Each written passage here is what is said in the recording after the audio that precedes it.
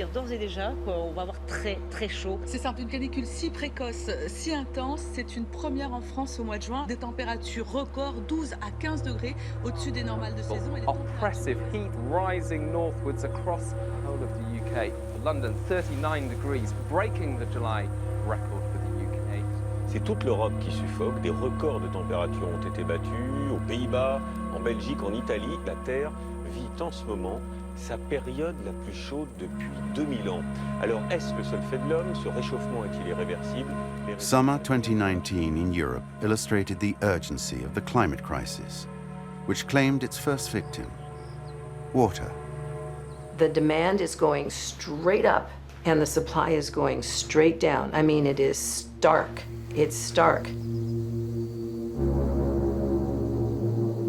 France, nearly 2/3 of all regions are affected by water restrictions. Farmers have seen their crops destroyed while others try to adapt to climate change. After two record-breaking heat waves Today, 70% of the Earth's pure water is used for human consumption. It has become the most coveted resource on the planet.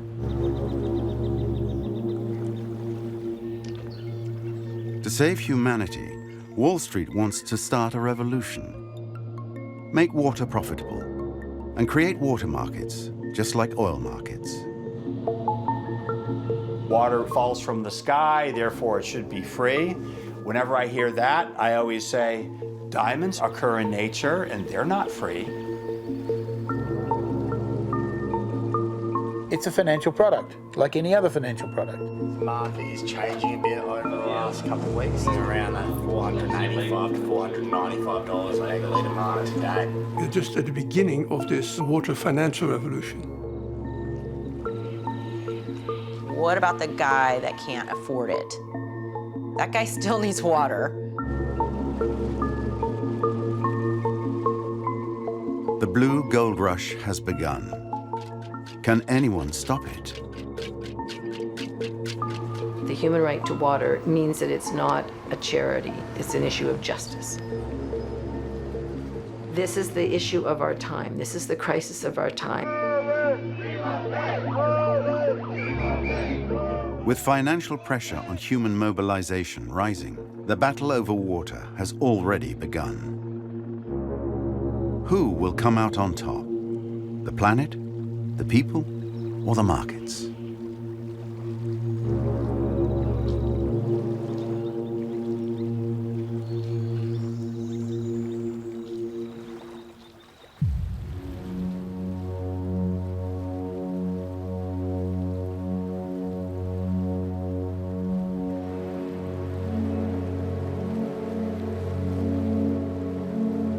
London, the financial capital of Europe.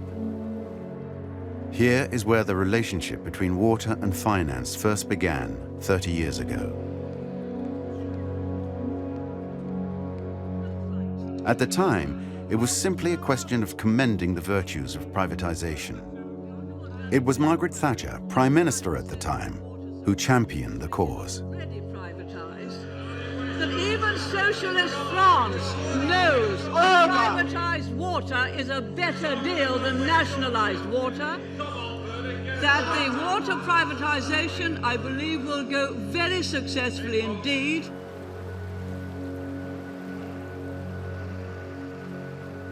What happened was the entire system, the entire physical system, as well as the concession, was sold to the private companies.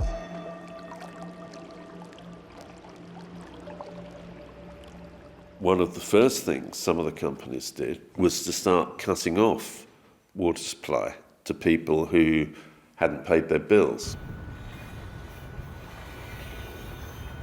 One company, for example, disconnected 11,000 customers. And as far as the company was concerned, they could stay disconnected. If they didn't pay their bills, they didn't get any water.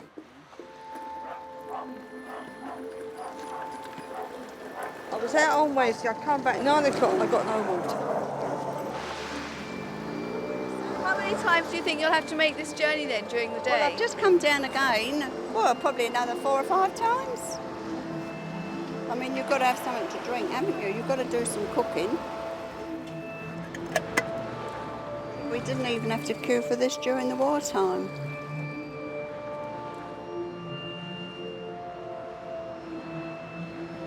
I said myself, it's disgusting. But from the market perspective, that doesn't matter. The market couldn't care less if people die of cholera.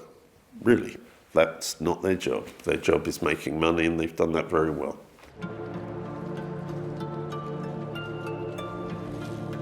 Finally, 10 years later, a law is passed that prohibits companies from cutting off the water supply to those who haven't paid their bills. But this is not enough to deter the financiers. On the contrary, in the early 2000s, a new generation of traders enter the world of water, namely private equity funds, or vulture funds. They are hungry and completely unaccountable.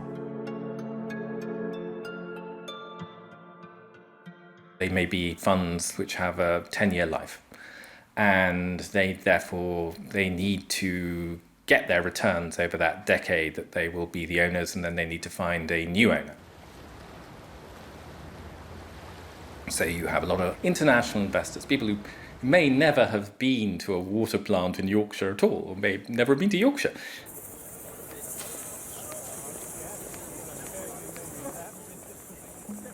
In London, Thames Water, the distribution authority that covers 20% of the country, is bought by the Australian-based Macquarie funds.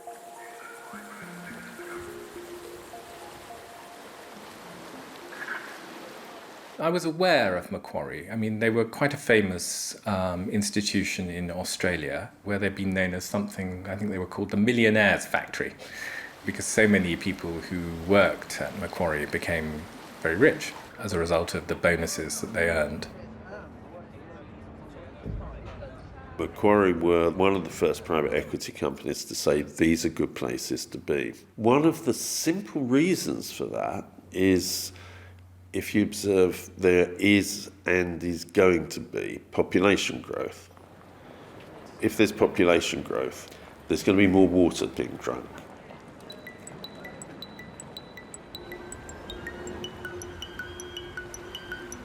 David Hall is the man who revealed this water scandal. In 2017, he published a study in which he detailed 30 years of abusive practices. Rising bills, soaring dividends to shareholders, and tax evasion. A caricature of financial capitalism.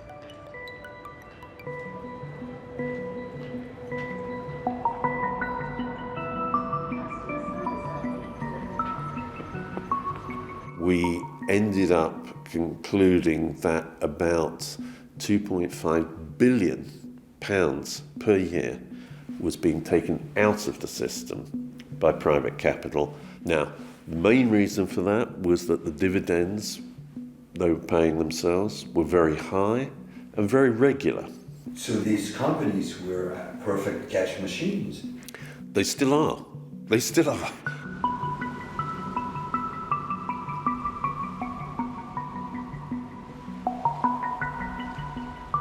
Everybody believes correctly that we are being swindled by the water companies.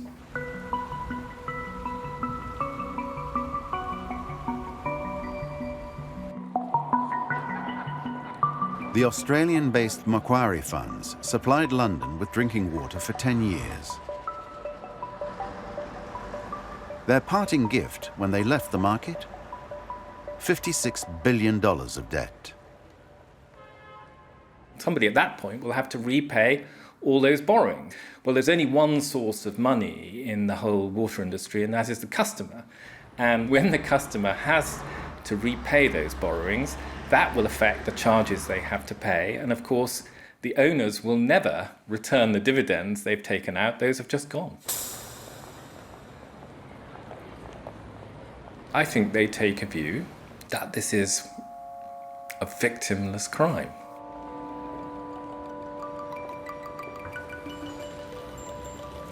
The funny thing about the UK's experience with water privatisation is no one else in the developed world has done it. It's a one-off. And sometimes you have to ask yourself, why is it?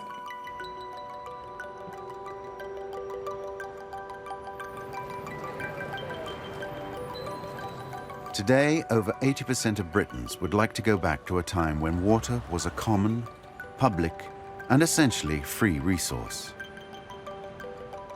But this concept is slipping away.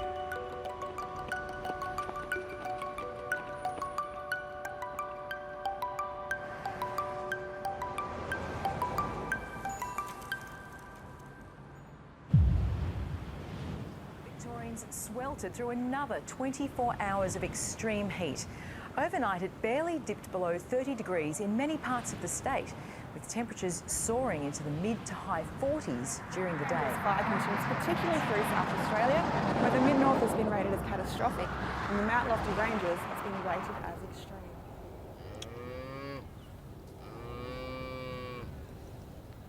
Australia, the hottest continent on the planet, on the front line of climate change.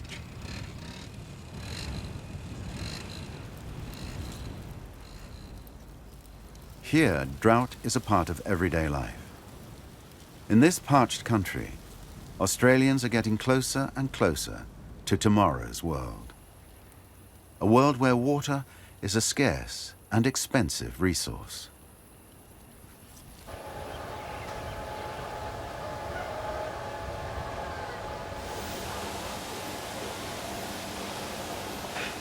Bart Dohan is a dairy farmer who lives in New South Wales, one of the driest regions in the country.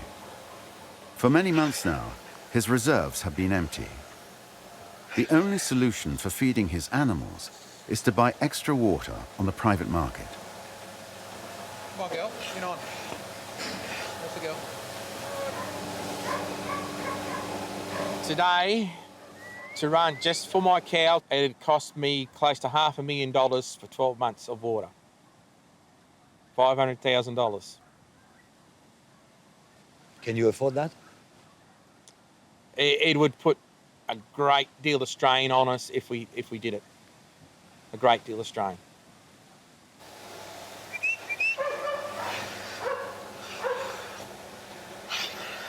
Okay. Like we know a farm in the last 3 months has already spent $1 million on water. A storm could come through tomorrow and wipe it all out too. So they've spent the money, but it's still a gamble from whether it's going to work or not.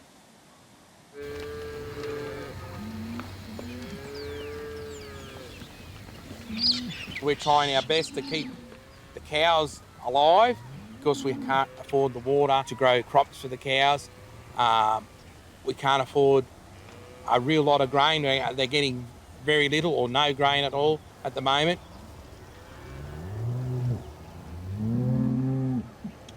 So they're producing 50% less than what they should be for this time of year.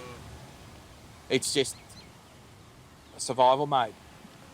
Try and survive, keep our cows going, and try and get out the other end of it.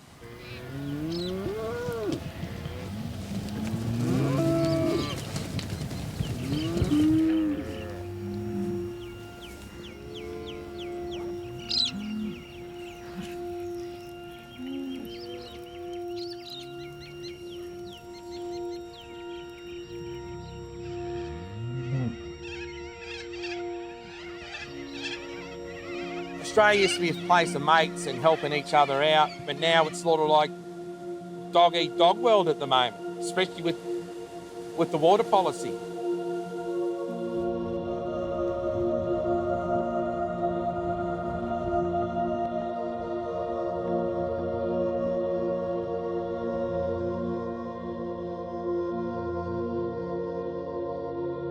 Water has become like gold.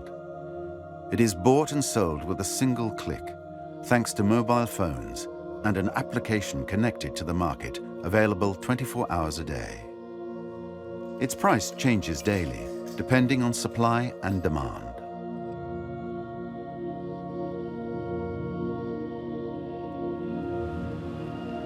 It's there, I can touch it, I can paddle my feet in it, but I can't use it.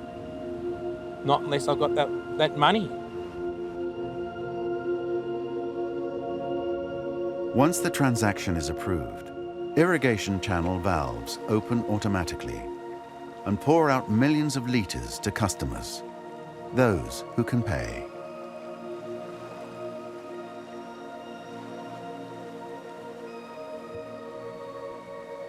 People are just taking water from us, and it's taking our life, it's taking our food from our table, more or less. Why we're doing it is hopefully next year the rivers are full and that we don't have to go back onto that open market to buy water again. Will it happen? Will it not? We don't know. We might as well play Russian roulette.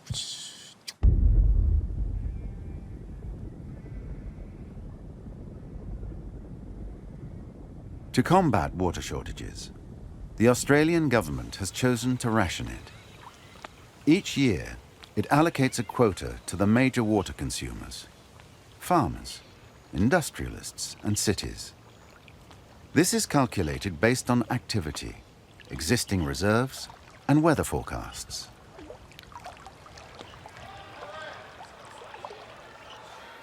Along with this new law, called the Water Act, water markets have been created where anyone can come and purchase additional rights or sell some of their own. I just wanted to give you a call as the market is changing a bit over the last couple of weeks since we last spoke and changed our water down to 520. And we're seeing trading really happening around that $485 to $495 a megalitre mark. Henry Harding from Waterfind. Thanks, Pete. Look forward to hearing from you. In just 10 years, the water business has become the new El Dorado, with a turnover of $2 billion per year. Morning. Yeah, I am. 9 o'clock, first thing, yeah. Waterfind is the world's leading water stock exchange. They work with the megalitre, a unit of measurement equivalent to 1 million litres. Some of my team here call me the water market pioneer. So I'd like to say that I'm a pioneer in the world. How much more has he got in that order to go then?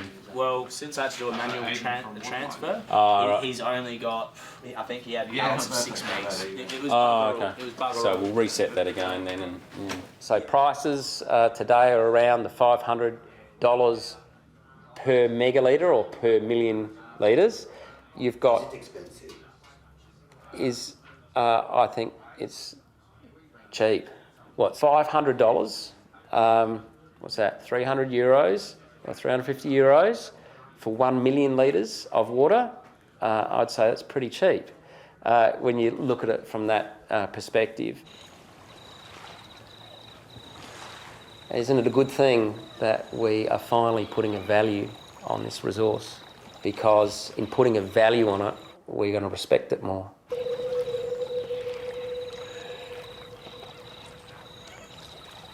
In this new world, every drop counts. Water is no longer a natural resource, but a commodity.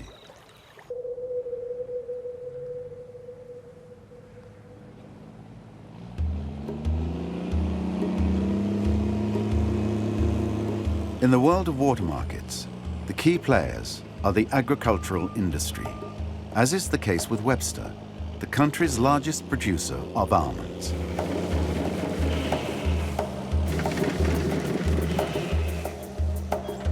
The directors of this company are among the richest water owners, at the head of a reserve worth more than $200 million.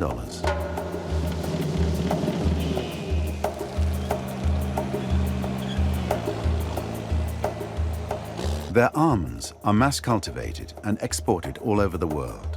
In relation to the amount of water used, this is their most profitable crop.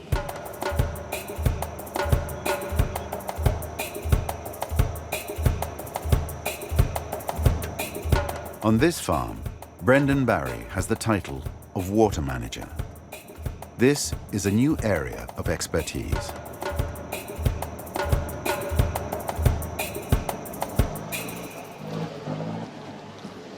That there, that's the wood colony. But they're not quite ready. But if you grab that. They're big. Yeah, they're bigger, but the taste of them is just a different flavour. But the nonpareil are the real... Nonpareils, there's other nuts bigger than that, but these are the best seller, that's why. And they crop pretty well, so that's why everyone sort of keep them as 50% of the orchard. Yeah. They're easiest to market and whatnot. The total value of our water is more valuable than all the land we hold or the plant and equipment or the livestock that we hold.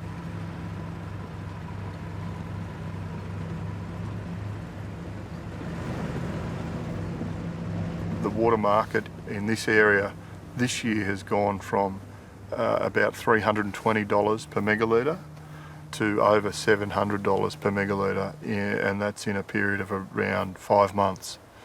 And Double price. Double the price. But that's how it works.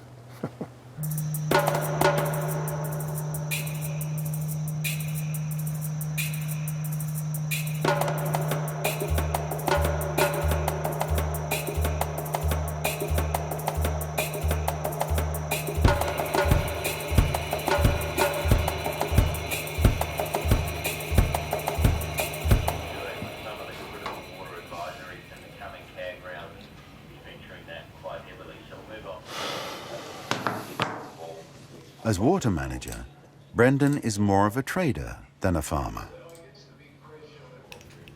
In our business, we want to use our water efficiently because if we do that, we can drive a greater profit into the business. And that's what we're ultimately here for, is to deliver a profit for the shareholders. These are the things that are interesting or useful.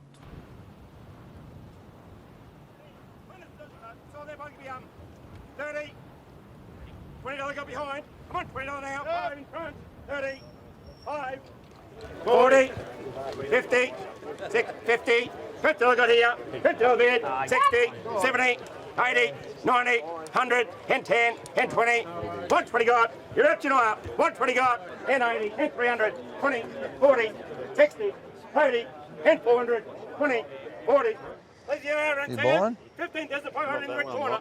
15,500. Anyone else? And 5. 105 behind. 105. It's gone. That's sell already? Yeah. What did they get for that? 1,800 for that one. I don't know what the little one made. So you just stopped milking and you sold the farm too, have you? Yeah. Those yard blasters, have they had much use? Never been used. Never been used. No. The water crisis and soaring prices have forced David Owen into bankruptcy. He has had to sell the family dairy farm and now joins the long list of victims of the water markets. $700, anyone else? $700. On $700.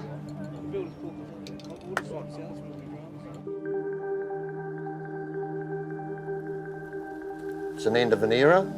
I've been in this district all my life, so I haven't lived more than 10 kilometres from where I sit. So yeah, it's a special day. Yeah.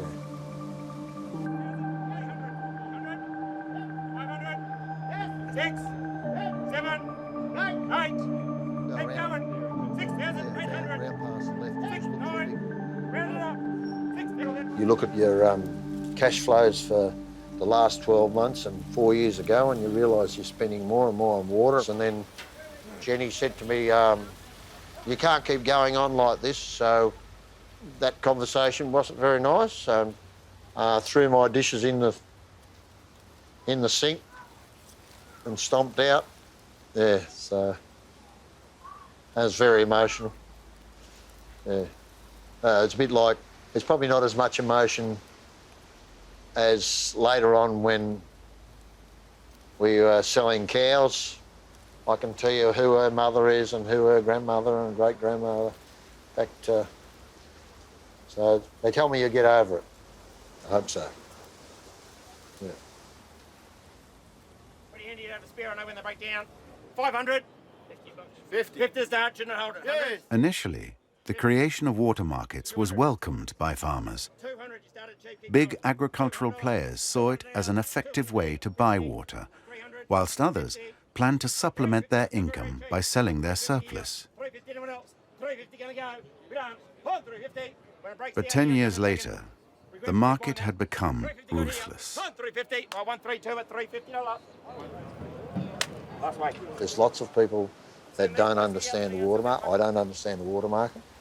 Just Unless you keep on to it all the time, you just don't know what's happening. And I don't think a lot of us know what's happening in the water market.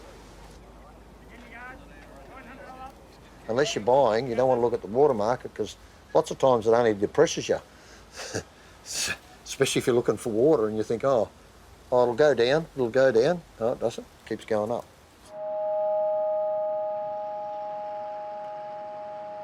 South Australia is on extreme alert as searing temperatures put emergency crews on notice and authorities ready to answer any major crisis. Records fell today and more are set to tumble tomorrow, with Adelaide forecast to hit 45 degrees, nudging the hottest day on record for the city. The CFS warns it won't be able to control any major... Adelaide in southeast Australia, the driest city on the driest continent on the planet.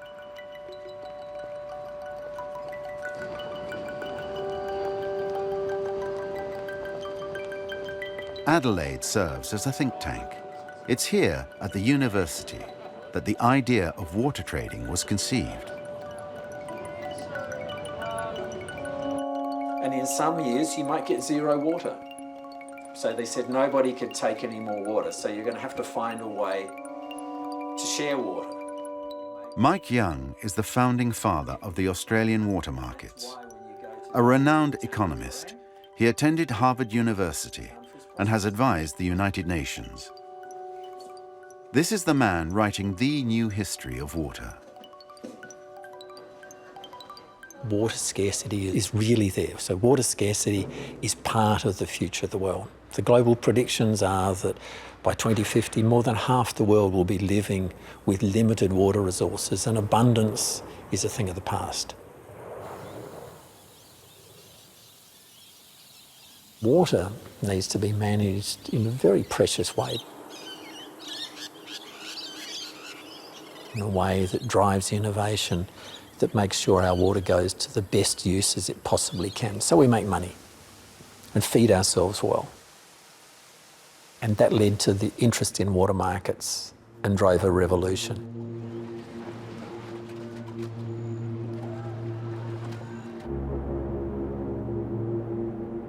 The revolution started by Mike Young has turned climate change into a market force.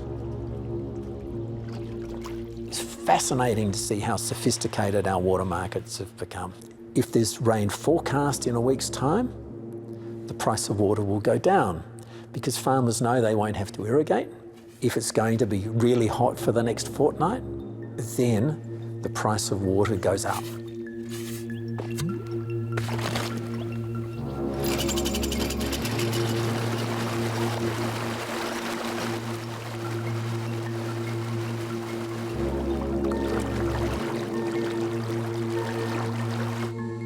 Mike Young has opened up water markets to all, farmers, small savers, and above all, professional investors.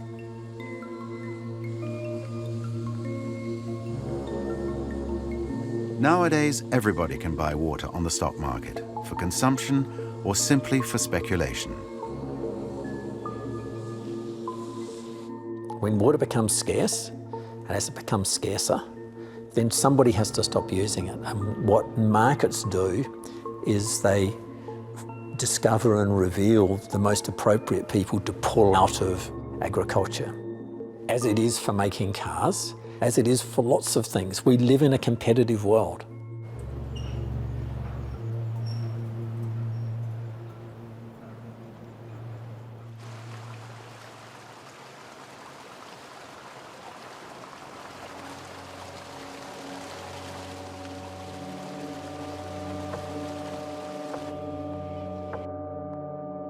The new Lords of Water live in the city of Melbourne, the business capital. They are bankers, insurers, pension and investment fund managers.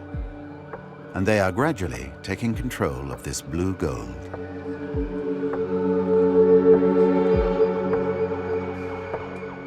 I don't need to own land. You know, would I own land? Would I consider it? Yes, but I'm not a farmer. I'm an investment banker. How much did you invest?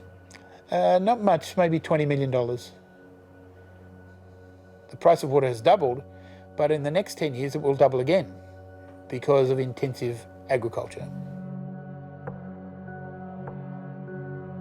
Nicknamed the Water Bandit, David Williams rules over his empire from high up on the 45th floor.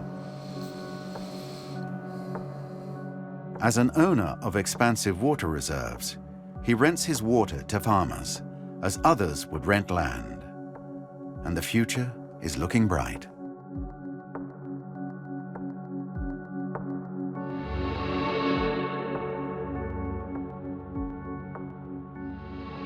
If we go to 9 billion population and the Chinese want more food and the Indonesians want more food and the Indians want more food and they can afford to pay for it, then we need to find more intensive ways of growing food.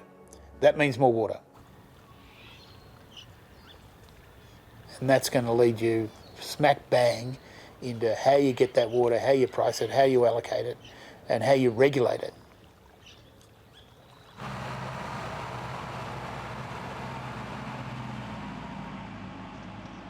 With the big investors buying water, it's getting back to the old days of the landlords and the peasant farmers. And if we want to survive or stay into it, we're going to have to buy the water at what the landlords deem the water is worth. Back to the Middle Ages, yeah.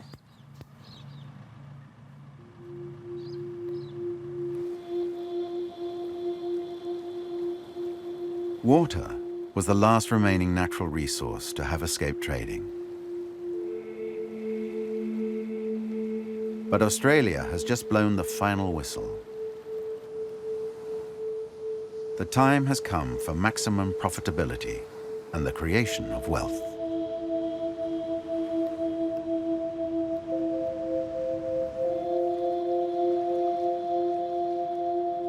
I'm Narendra Elder. I speak on behalf of my people, on behalf of this land and this water.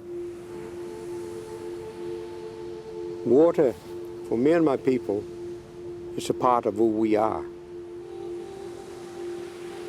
It's a part of our stories, our creation stories. Today is different. Australia has implemented water markets. Yeah.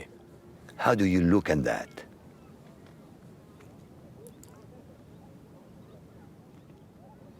We don't like it very much.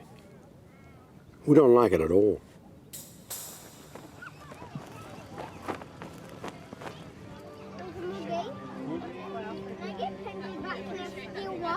Well, we'll see. We have to paint up everyone else first, okay? That's the tan line from my paint today. Selling, trading, what does it? Filling your dams up, making sure that you've got your share, making sure that no one else takes yours. Part of it is madness, and most of it is greed. Greedy people. They want the water, but they also want that. And they'll sell it to somebody else for money. You can't eat money. You can't drink money.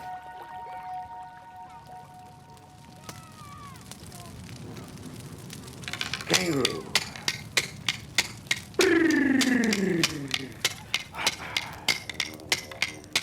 Pinyaling up and up and up and pinyaling up and up and pinyaling and pinyaling up and up and up and pinyaling up and up and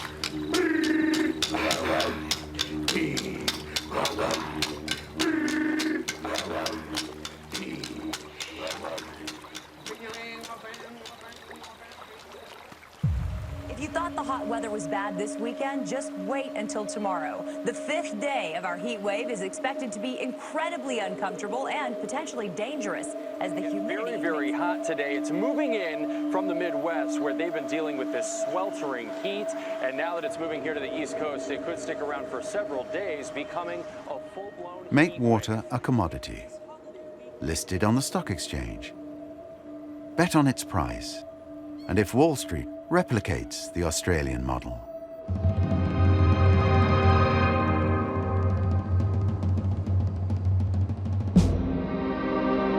In June 2008, the investment bank Goldman Sachs starts to wonder. Is water the new oil? The firm invites its top clients to take a bet on the future.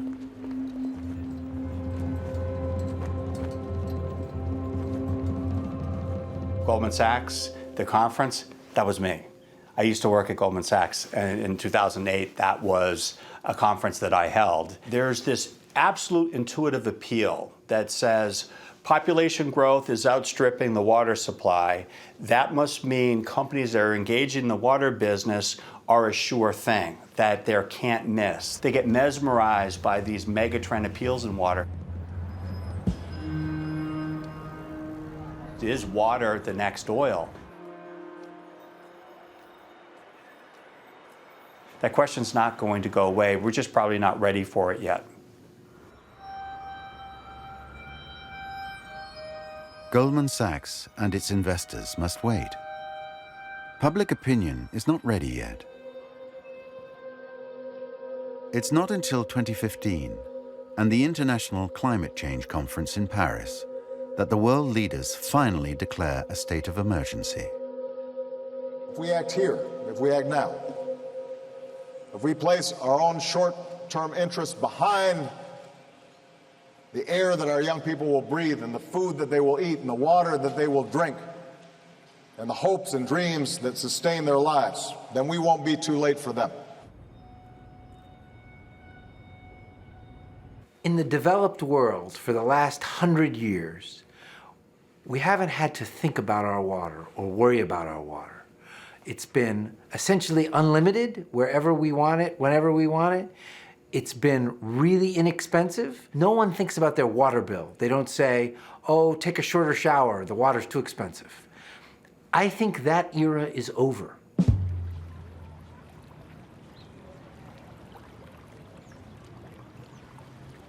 Climate change is going to have a huge impact on water availability around the world.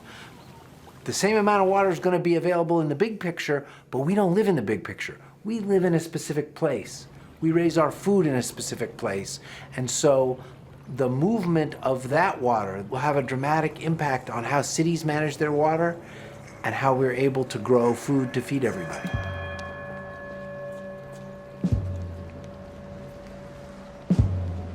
The climate emergency demands radical changes. Wall Street re-embarks on its mission. Citigroup, one of the largest US banks, publishes a report announcing the end of free water.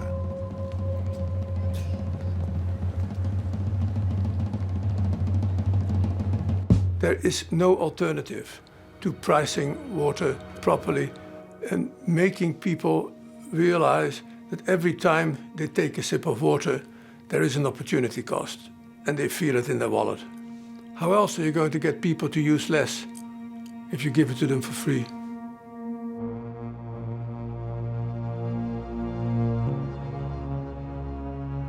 The dam has broken. The soft sounds of liberalism grow louder to celebrate the union of finance and water. We are going to see asset markets selling water derivatives. Even the high-frequency traders, the hedge funds, would become interested. So no, everybody sees this as an opportunity that will come.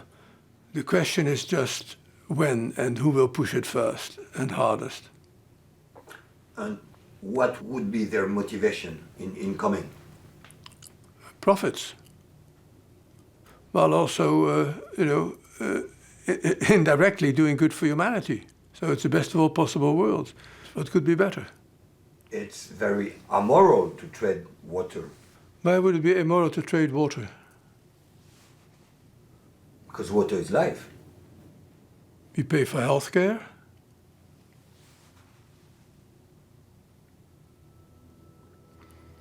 Just because it's life doesn't mean it cannot be priced.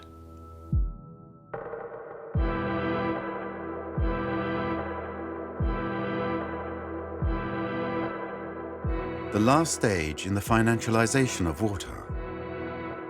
The launch of a stock market index to bet on water prices by NASDAQ a stock exchange specializing in technology. This is the first time that water has been reduced to an algorithm.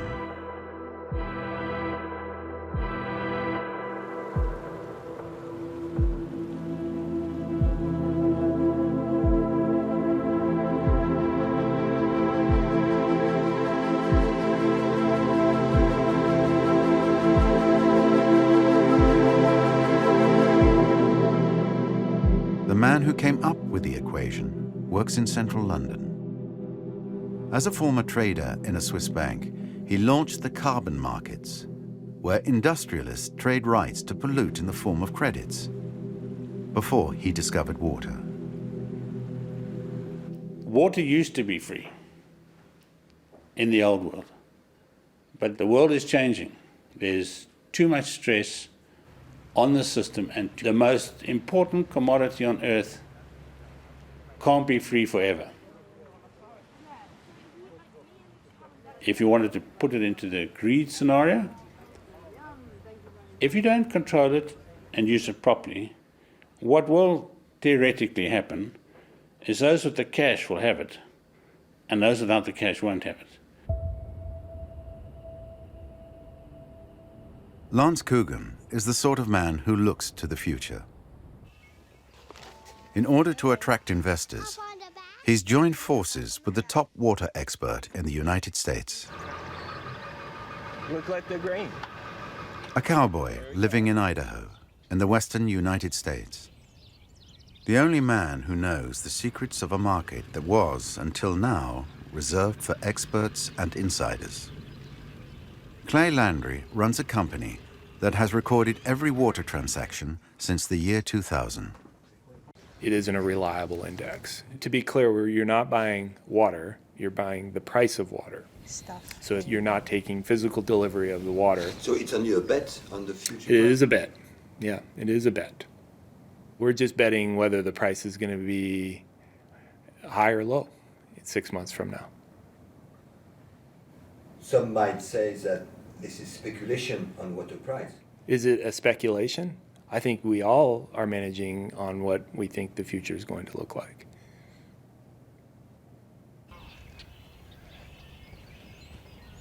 If what people are saying is coming, you better be on top of your water situation, or you're going to be without water.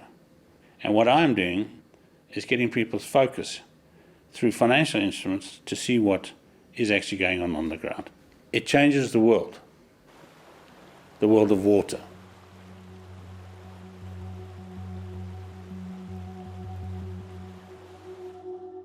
Is it too late to stop a financial takeover bid on water? We are just at the beginning of this water revolution, the water financial revolution. You can't let the market be the only decider of how water's allocated. Price can't be the only way you distribute water, because then you'll have rich people with big swimming pools and poor people who are dead. Allt mer tryckande grepp, och SMHI går nu ut och höjer varningen för varma temperaturer från klass 1 till klass 2. Och det här är alltså den näst högsta varningsklassen. Och det innebär att det råder extrem värme. Varningen den gäller för de flesta kommuner i Stockholms län och flera... The global water rush is accelerating. Privatization, competition, profit. Key words of the liberal doctrine. Faced with this threat, one woman is standing up. Maud Barlow, a Canadian human rights activist.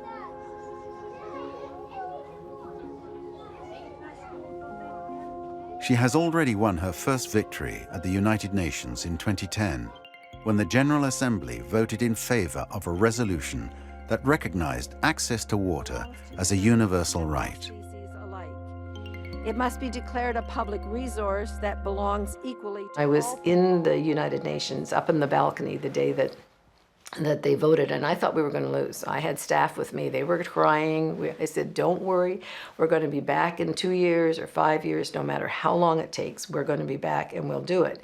And when they vote, they sit in their chairs, and they vote electronically, so you know right away. So boom, 122 countries voted in favor, and 41, they abstained. They didn't have the nerve to oppose, even though they actually wanted to oppose. Among the nations that abstained that day were Australia, the United States, and Great Britain, countries that have all chosen to turn water into a financial product. The human family took an evolutionary step forward at that point, and since then every country has ratified. It's in one way or another, it's now universal. So you got it now. We got it now. Maud Barlow may have won the battle, but she hasn't yet won the war. In Stockholm in December 2018, the activist was invited by the Nobel Committee to continue her fight at a conference about the future of water.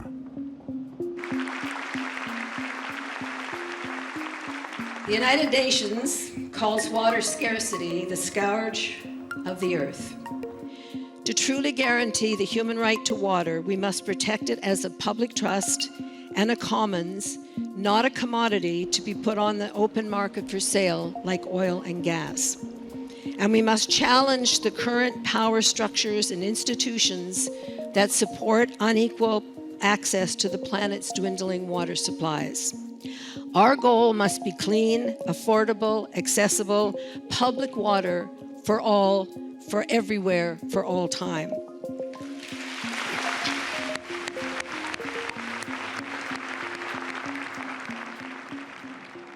Is it the end of cheap and free water? Well, the corporations and Citigroup and others want it to be the end of free and cheap water. That's their argument. They're saying, oh yes, it's a human right, because they can't fight that anymore because everybody says you're an awful person if you deny it, right? So, oh yes, it's a human right, but the end of free and cheap water. When they say it's got to be a commodity, it's because they know that the scarcer it becomes in a world where you desperately need water, there's gold. It's blue gold.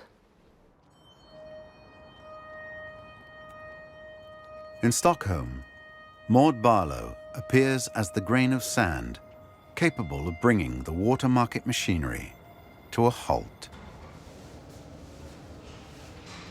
There are an awful lot of people in elite circles, and let's face it, the Nobel's pretty elite, that believe that the best thing to do for the water crisis is commodify it, put it on the open market like oil and gas, and see where it goes from there, right? So for me, it represented a breakthrough in getting our message out that we have to see water as a human right, as a public trust, and something that belongs to everyone. That's our goal. It's a big goal, and not one everyone shares, I have to tell you. Thank you so much for coming. Really, really, it was wonderful. Be activists now. Just go out and sometimes it'll be hard because sometimes you'll find nobody else. It's like, why me? Why don't other people care? And it's just the way it is. And you guys will do it. I know you will. You'll be our leaders. The winds of revolt are strengthening.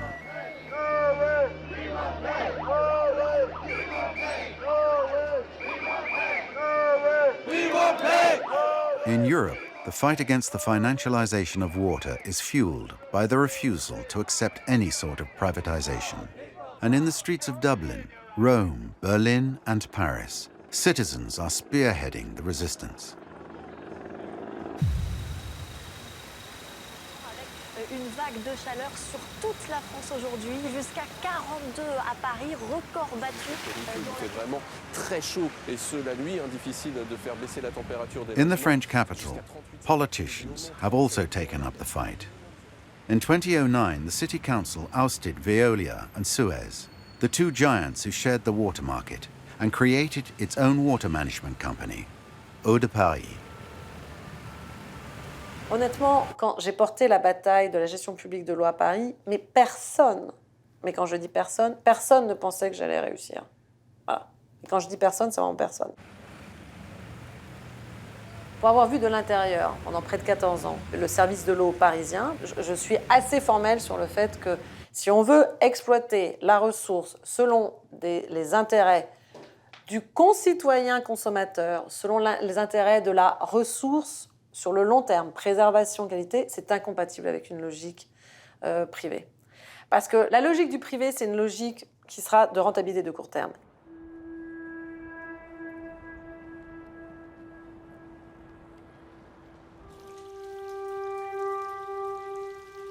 Avant, il y avait quand même au moins un peu une logique industrielle.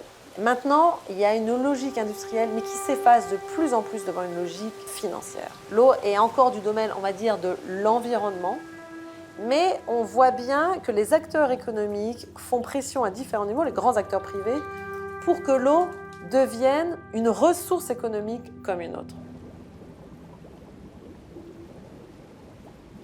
Le risque est à la fois plus grand, et en même temps, il y a une mobilisation plus forte du public. Donc c'est ça qui est intéressant, c'est que je pense qu'il n'y a jamais eu autant de mobilisation autour de l'eau. How long will the European fortress be able to withstand the financial market pressure?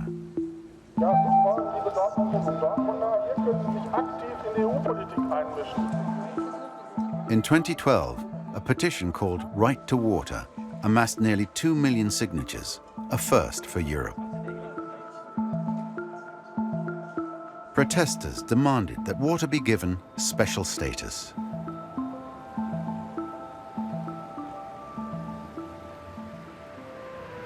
The European Citizens Initiative really changed the way we discuss about water in Europe. It helped creating a movement and a whole idea that water should be considered as a human right. Before, all the documents from the European Commission were starting to introduce market mechanisms. They were always pushing for liberalization. Now, this is not something that you can easily do in a public way.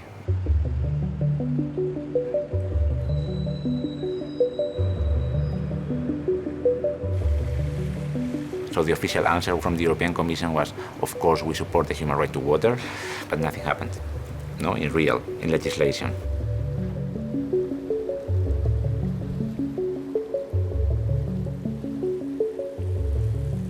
The Right to Water petition has so far halted the ambitions of financiers around Europe.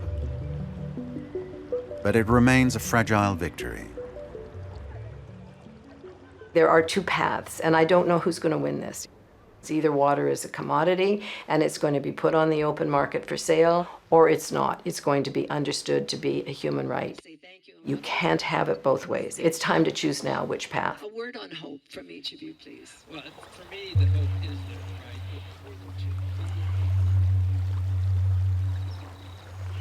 I totally get the morality, but the world's a different place, and it's changing, and it's changing fast.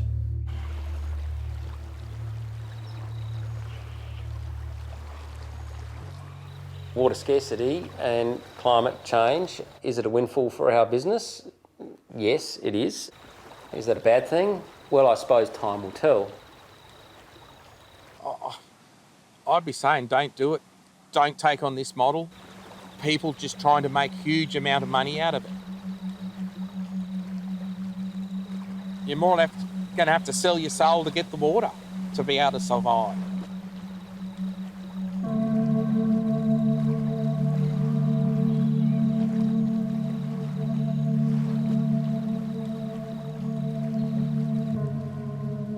Today, the fate of water is still undecided. Originally, over 4 billion years ago, water arrived on this Earth from space and has since survived all manner of catastrophes. But it is now being threatened by the men who dream of turning rivers into gold. As if nature was nothing but a giant supermarket.